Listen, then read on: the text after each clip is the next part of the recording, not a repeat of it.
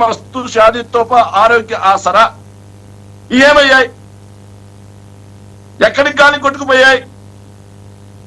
Super 6 అయిపోయింది అన్నారు sir మొన్న. మరి నిరుద్యోగ వృత్తి ఏమైంది? ఆడబిడ్డ నిదేమైంది? సార్ వీళ్ళు సంక్షేమం సంక్షేమం సంక్షేమం అని మాట్లాడుతుంటే నవ్వొస్తుంది సార్. సార్ నేను స్ట్రైట్ గా టీడీపీ వాళ్ళని ప్రశ్నిస్తున్నాను సార్. సార్ 83 నుంచి తెలుగుదేశం పార్టీ పుట్టింది సార్. 83 నుంచి తెలుగుదేశం పార్టీ పుట్టిన వాళ్ళు చంద్రబాబు నాయుడు గారు బ్రెయిన్ చైల్డ్ అని చెప్పుకునే ఒక్క సంక్షేమ పథకం చెప్పానండి సార్. చాలు ఒక్కటి. 40 సంవత్సరాల రాజకీయ జీవితంలో 4వ ముఖ్యమంత్రి అయ్యారు. తన బ్రెయిన్ చైల్డ్ అని చెప్పుకునే ఒక్క సంక్షేమ పథకం చెప్పండి చాలు.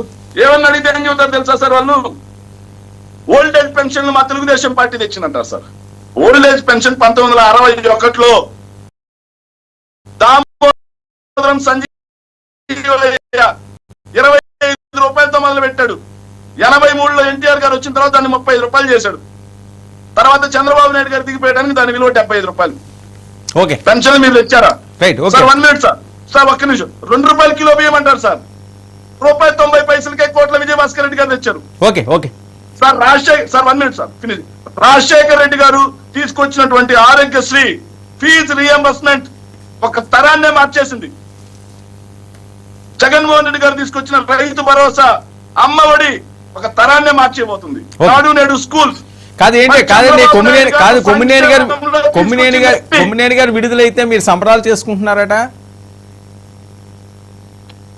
న్యాయం గెలిచింది కదా సార్. న్యాయం గెలిచింది. మీ డిబేట్ లోనే సార్ నేను అడుగుతాను సార్. మీ డిబేట్ లోనే ఎవరో ఏదో తిడతారు సార్. మీ వాళ్ళేమో ఏదేస్తారు వర్సెస్ అని చెప్పేసి ఫైర్ సింబల్ వేస్తారు సార్. ఇప్పుడు నేను అతను గొడవ పడతా ఉంటే మధ్యలో ఫైర్ సింబల్ వేస్తారు సార్. సో ఏదో నేనే నోరు చాలు ఒక మాట అన్నాను అనుకో, ఫైర్ సింబల్ వేసారా అని చెప్పి మిమ్మల్ని అరెస్ట్ చేస్తారా? అలా ఉంది అక్కడ. ఇంకో విషయం, అవినీతి గురించి ఒక చిన్న మాట మాట్లాడాలి సార్. సార్ ఏదైతే పాపం వివేక్ బాబు గారిని నేను స్ట్రైట్ గా అడుగుతున్నాను సార్. పాపం పిఠాపురంలో వర్మ గారు బయటకు వచ్చి గగ్గోలు పడుతున్నారు సార్.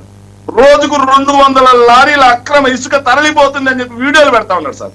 కొండలు వీడియో స్టాకులు చూపిస్తున్నారు సార్. అక్రమంగా తొవ్వేసిన గుంతలు చూపిస్తా ఉన్నారు సార్. మరి పవన్ కళ్యాణ్ గారి ఇలాకాలోనే రోజుకు 200 లారీల ఇసుక అక్రమంగా తరలించబడతా ఉంటే అక్కడే పర్యవేక్షణ లేదే. మరి మీ డిప్యూటీ సీఎం గారు రాష్ట్రం మొత్తం ఎక్కడ సార్ పర్యవేక్షణ చేసేది?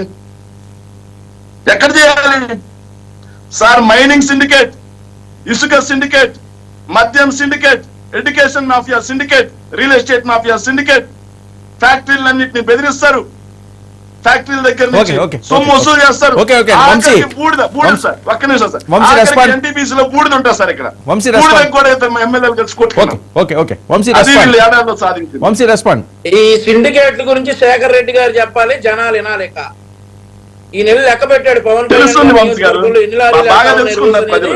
ఈనాడు కట్ట మీద నుంచి లెక్క పెట్టాడు సార్. ఈయన చెప్తా